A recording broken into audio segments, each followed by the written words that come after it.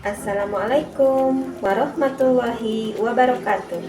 Ketemu lagi dengan Bu Apa pada video pembelajaran sejarah kebudayaan Islam. Belajar SKI itu menyenangkan. Anak-anak sudah siap belajar? Sebelum mulai, kita baca doa bersama-sama. Bismillahirrohmanirrohim. Robbi jidni ilman warjukni pahman birohmatika ya arhamar rahimin. Amin. Di video kali ini kita akan membahas tentang ulama dan ilmuwan muslim pada masa dinasti Umayyah dan peranannya dalam kemajuan peradaban Islam. Pernahkah kalian berpikir apa jadinya dunia tanpa ulama dan ilmuwan? Pasti kacau ya. Tidak akan ada dokter yang tahu cara mengobati penyakit. Tidak akan ada arsitek yang tahu cara membangun rumah. Bahkan tidak akan ada kalender yang memberitahu kita kapan waktunya puasa. Siapa yang mengajarkan kita cara hidup yang benar? Siapa yang menjaga nilai-nilai Islam yang menuntun umat agar tidak tersesat? Contohnya, jika tidak ada ulama ilmu tafsir, kita tidak akan memahami arti dan makna dari Al-Quran. Segala ilmu yang di dalamnya akan sia-sia. Jika tidak ada ulama ilmu fikih, kita tidak tahu tata cara beribadah. Kita tidak tahu tata cara bermuamalah. Kalau tidak ada ilmuwan muslim di bidang umum, kita tidak akan ditemukan pengobatan yang sesuai dengan syariat Islam. Bahkan tidak akan ditemukan obat-obatan yang halal. Kita beruntung sebagai umat Islam memiliki warisan yang luar biasa, yaitu Al-Quran sebagai sumber segala keilmuan dan ulama ilmuwan yang memudahkan kita memahaminya. Mereka penerus cahaya menerangi zaman kegelapan.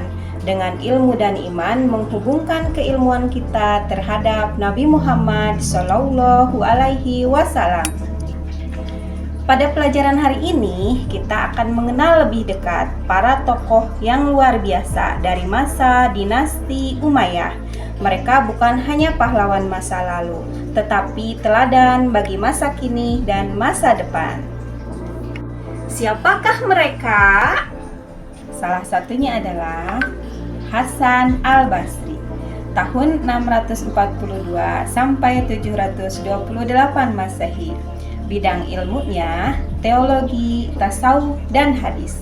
Kontribusinya peletak dasar ilmu tasawuf, pemikiran teologisnya mempengaruhi ilmu kalam dan filsafat Islam pada masa itu. Yang kedua, Abdul Malik bin Marwan. Beliau adalah khalifah dinasti Umayyah.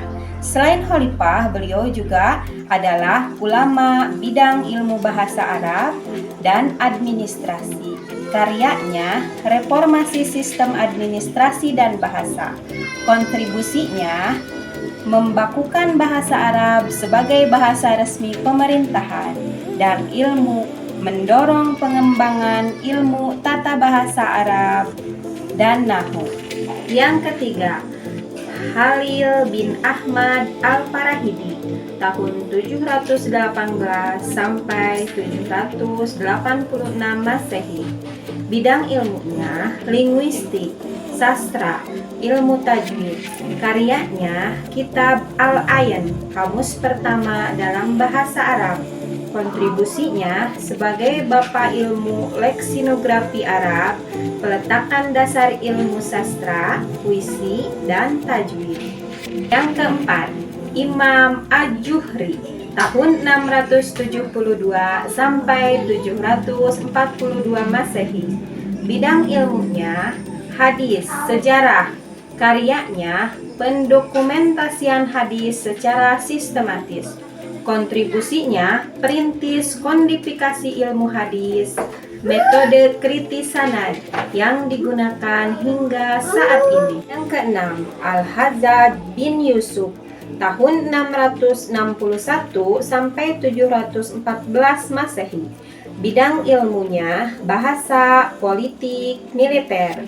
Karyanya renovasi penulisan Al-Quran, tanda baca wakaf, dan harokat.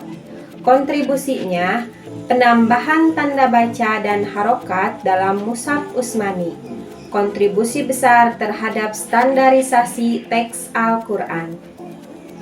Apa saja warisan mereka yang digunakan sampai hari ini? Pengetahuan yang menjadi pelopor ilmu masa kini.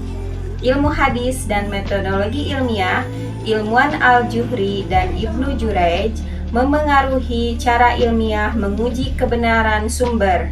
Kritik sanad mirip verifikasi data modern saat ini.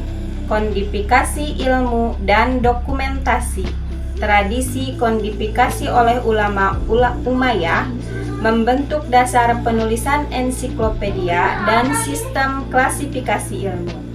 Standarisasi teks, usaha Al-Hajjaj menyusun tanda baca pada Al-Quran menjadi model dalam penulisan dan pengajaran teks-teks penting lainnya. Teladan yang dapat kalian ikuti.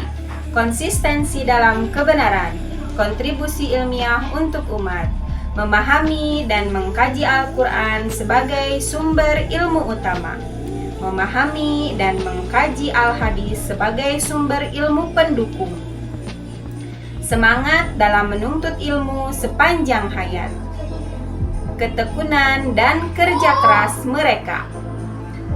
Kesimpulan, mereka pelopor kemajuan dan penjaga ajaran Islam, penghubung keilmuan kita terhadap Rasulullah Muhammad Sallallahu Alaihi Wasallam, patut diteladani oleh pelajar masa kini.